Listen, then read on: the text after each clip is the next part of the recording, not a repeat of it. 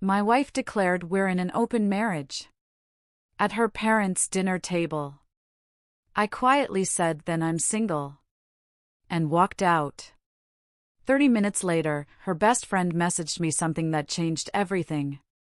That Sunday dinner ended with me walking out, leaving my wife, Olivia, in shock and her mother with a fork frozen halfway to her mouth. But the explosion at that table? That was just the grand finale of a much darker, calculated game I hadn't even known I was playing. The air in that dining room had been thick with unspoken tension long before I arrived. I remember the smell of pot roast, the muted TV from the living room, and the suffocating feeling that something was terribly wrong, even before anyone spoke a word. The real story, though, it began months earlier. It started subtle, almost invisible, with Olivia's phone always face down on the table. And then, she started talking about freedom like it was some kind of gospel. I'm a mechanic, 28 years old. And for a year and 3 months, I was married to Olivia. She was 27, worked some office job in downtown Houston she constantly griped about. For that first year, things felt normal. Comfortable. Maybe even a little boring, in that way good relationships can be. The kind where you finish each other's sentences and don't bother with fancy date nights. I worked 6 days a week at the shop, came home smelling of oil and brake fluid. We'd fall into our routine, takeout, TV, not much conversation. Now, I see that silence for what it was, not comfortable, but a chilling quiet before the storm. Back then, I honestly thought we were happy. Or at least, content enough to keep going. The first real sign something was wrong came around month 10. I realized Olivia's phone was never face up. Kitchen counter, coffee table, nightstand, always screen down. Like she was protecting state secrets, not just scrolling social media. I didn't say anything. I'm not the jealous type. Honestly, I figured maybe she was planning some surprise, an anniversary trip or a birthday gift. Stupid, naive thoughts that make me cringe now. Then came the zoning out. I'd be telling her about my day, look up, and she'd be staring into space. A distant look, like her mind was light years away. She started listening to these podcasts on her commute, self-improvement, relationship theory, all this pseudo-intellectual stuff about breaking free from societal conditioning. Suddenly, she was dropping words like authentic self, limiting beliefs, societal constructs in regular conversation. Like she'd taken an online course in sounding deep without actually saying anything meaningful. The questions started casually enough, almost imperceptibly.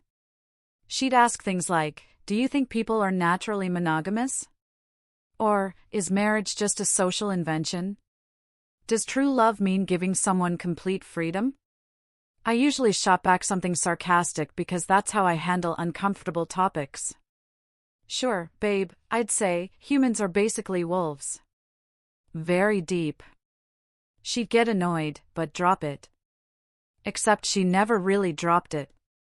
A few days later, another question. Another article in my texts.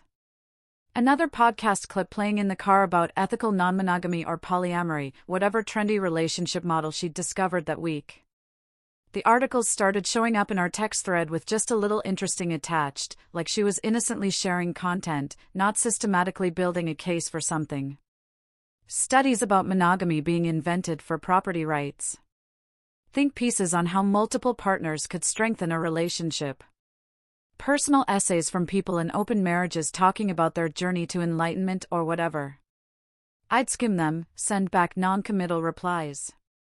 Part of me genuinely didn't know where she was going with this, and a bigger part didn't want to find out.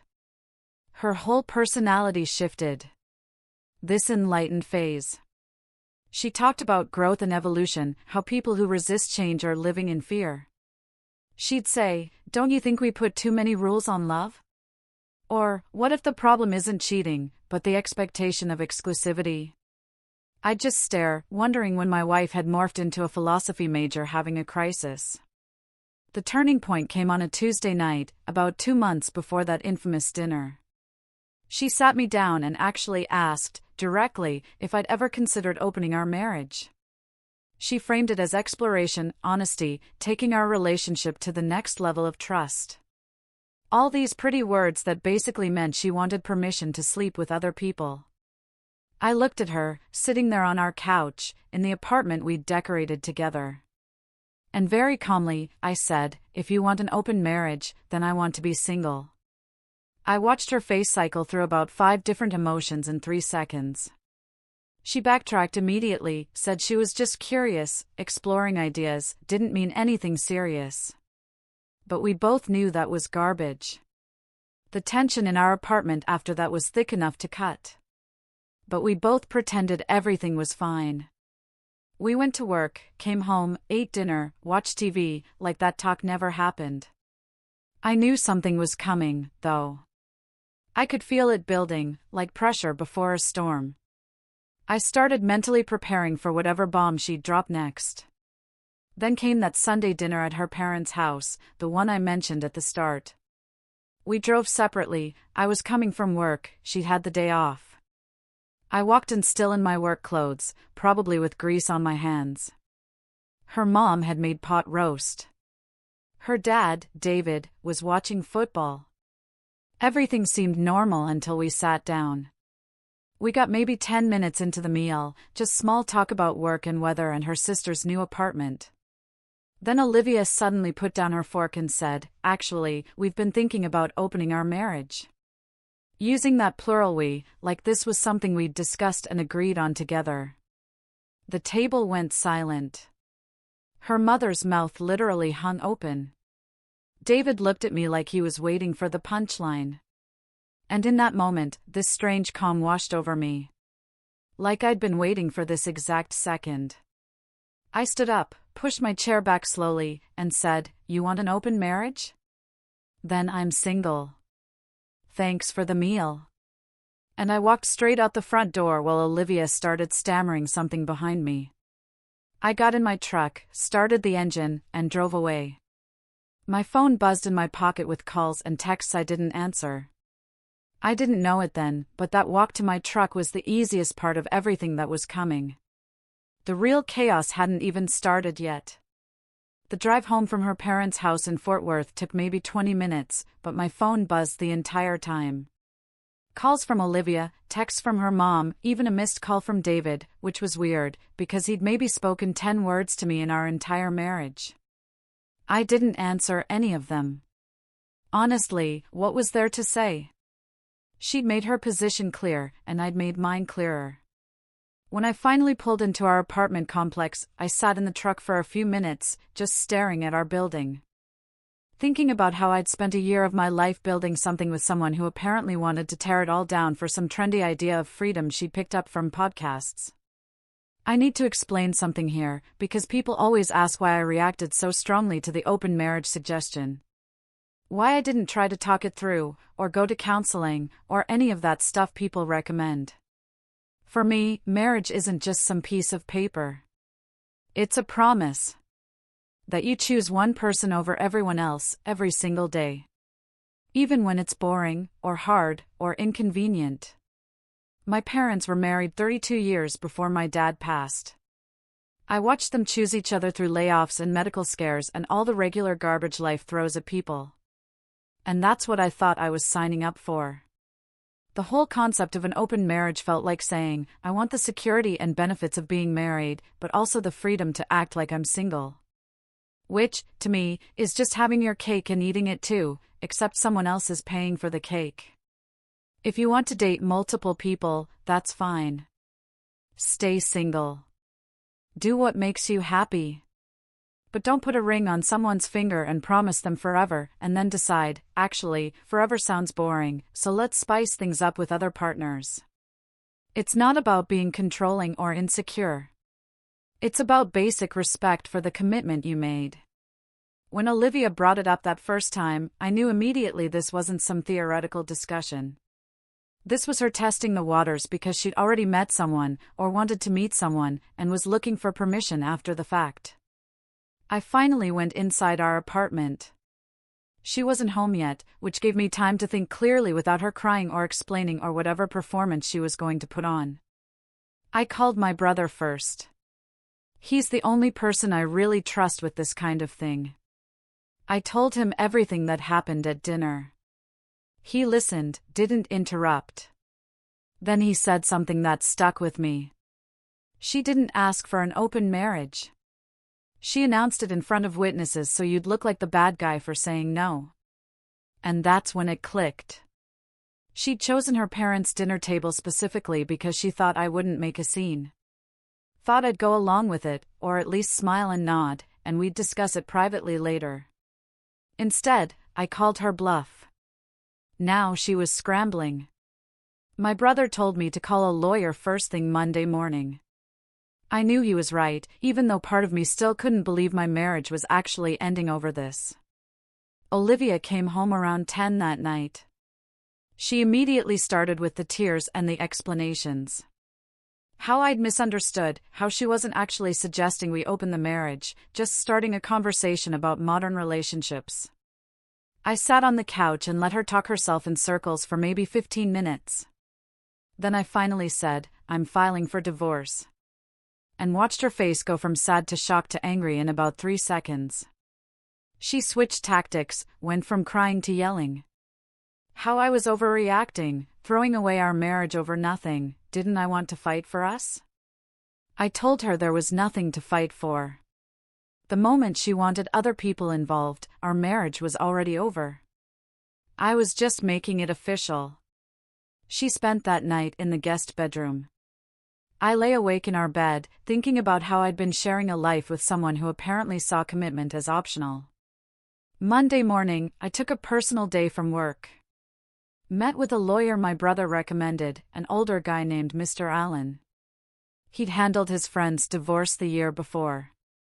Mr. Allen listened to my story. Told me Texas had no-fault divorce, which meant I didn't need to prove anything. Just file and wait out the mandatory separation period. He explained it would take at least 90 days minimum, probably longer if Olivia contested anything. But he could get the paperwork started immediately. I signed everything that afternoon. Felt this weird mix of relief and sadness, like I was mourning something that had actually died months ago. The next few weeks were hell. Olivia went through every stage of manipulation in the playbook, trying to stop the divorce. First, she tried reasoning with me, explaining she'd never actually wanted an open marriage, just our relationship to grow and evolve. Then came the anger phase. Accused me of being closed-minded, traditional, afraid of real intimacy. Then back to sadness, crying at random times, leaving notes around the apartment about how much she loved me. I stayed calm through all of it. I'd already made my decision. Nothing she said was going to change the fundamental fact that she'd betrayed what marriage meant to both of us. Her parents called me twice. First, her mom, trying to mediate and get us to go to counseling. Then David. That surprised me, because like I said, he wasn't much of a talker. He told me he understood why I walked out. Honestly, he'd have done the same thing. Said Olivia had always been dramatic and impulsive, and he was sorry I'd gotten caught up in it. That phone call meant more to me than he probably realized. It was the first time someone from her side validated that I wasn't crazy for ending things. About 3 weeks after I filed the divorce papers, Olivia pulled her biggest manipulation attempt yet. She texted me to come home early from work because she had important news. When I got there, she was sitting on the couch, looking pale and shaky. She told me she was pregnant. My first reaction was just pure numbness. Because if it was true, everything got 1,000 times more complicated. But something about the way she said it felt off. Her timing was too convenient, and she wouldn't look me in the eye. I asked her to take a test right then, with me watching. She got defensive. Said I was being controlling. She'd already taken 3 tests that morning. I told her I'd be happy to go to a doctor's appointment with her to confirm. Suddenly, she started crying and admitted she'd lied. Said she was desperate, didn't know what else to do to make me stay. I walked out of the apartment right then, spent the night at my brother's place. I couldn't even look at her anymore. The fake pregnancy was the final straw. It killed any remaining sympathy I had. I told Mr. Allen to push the divorce through as fast as legally possible. What I didn't know yet was that everything I'd been through so far was just the opening act. The real truth about why Olivia wanted that open marriage was about to come out in the worst possible way. The truth came from the last person I expected, about a week after the fake pregnancy incident. From Olivia's best friend, Chloe, who I'd maybe spoken to a handful of times at parties over the past year. She sent me a text that just said, "We need to talk. You deserve to know what's really going on." Something about the way she phrased it made my stomach drop. I realized there was more to this story than just my wife wanting an open marriage. We met at a coffee shop near my work on a Thursday afternoon. Chloe looked nervous in a way that told me whatever she was about to say had been weighing on her for a while. She started by apologizing for not telling me sooner. And then she just laid it all out. Told me that Olivia had been seeing someone else for at least 4 months, maybe longer. His name was Noah. He worked in the same office building as Olivia, but for a different company. And according to Chloe, they'd been meeting up during lunch breaks and after work, basically having a full relationship behind my back. The open marriage conversation wasn't about freedom or growth or any of that philosophical garbage Olivia had been feeding me. It was about her wanting to legitimize what she was already doing so she could keep Noah without technically being a cheater. Chloe showed me screenshots of conversations. Olivia had talked about her plan, how she was going to slowly introduce the concept of polyamory and ethical non-monogamy until I agreed to open our marriage. Then she could have both me and Noah without any guilt or consequences. She'd literally been running a months-long campaign to manipulate me into accepting her affair as something progressive and enlightened, instead of what it actually was, plain old cheating. Chloe told me she tried to talk Olivia out of it multiple times. Told her to either end things with Noah or end the marriage honestly. But Olivia had convinced herself that open marriages were the evolved solution, and I'd eventually come around if she just presented it the right way. Sitting there in that coffee shop, reading these messages, I felt this strange, cold clarity wash over me. Suddenly, everything made sense. The face-down phone. The distant looks. The podcasts and articles. It was all just preparation for the big ask that would retroactively justify what she'd already been doing. I thanked Chloe for telling me.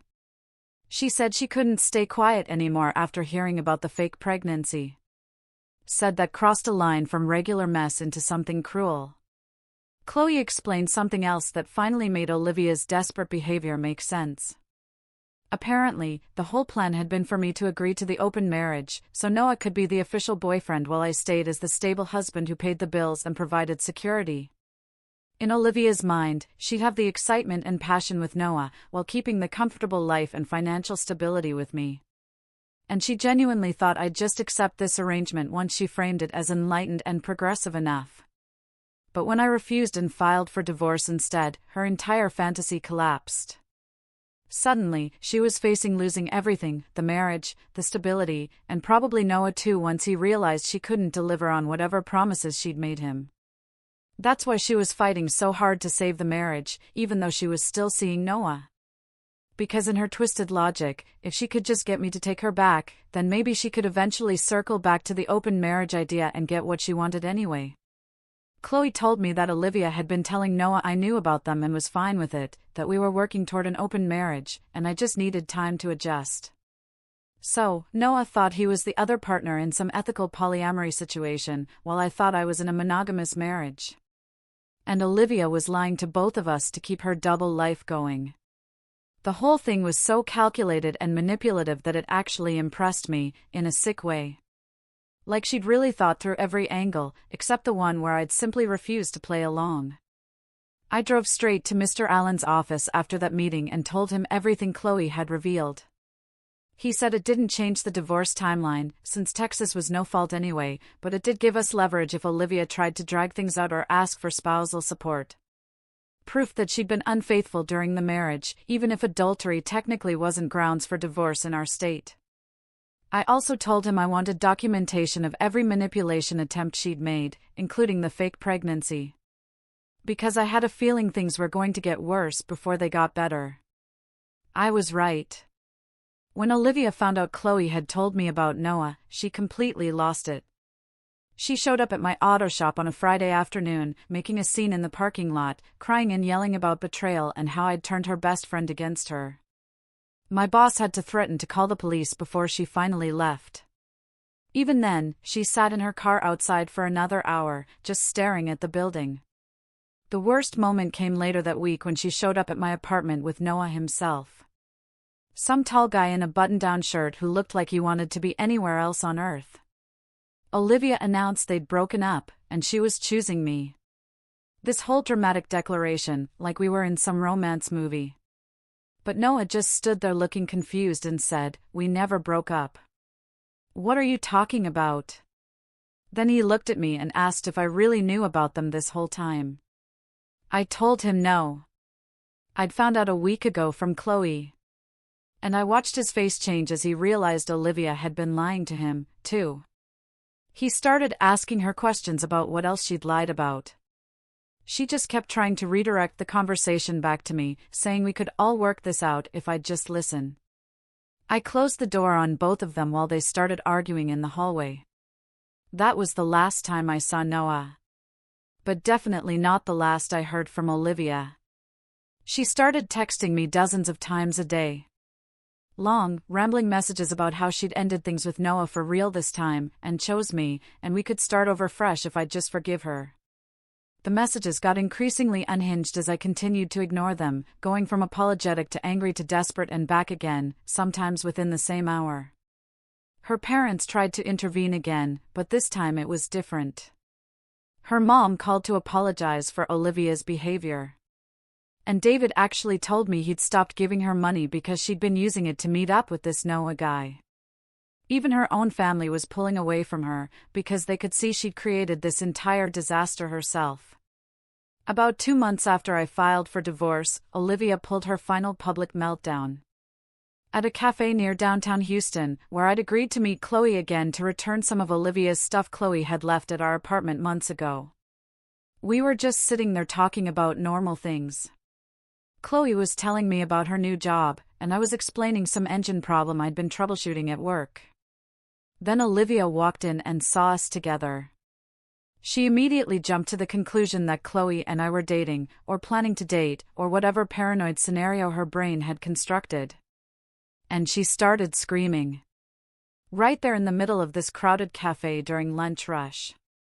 She was yelling about betrayal, how her best friend had stolen her husband, how we'd probably been planning this together the whole time. Completely detached from reality accusations that made no sense to anyone who'd actually followed what happened. Other customers started recording on their phones.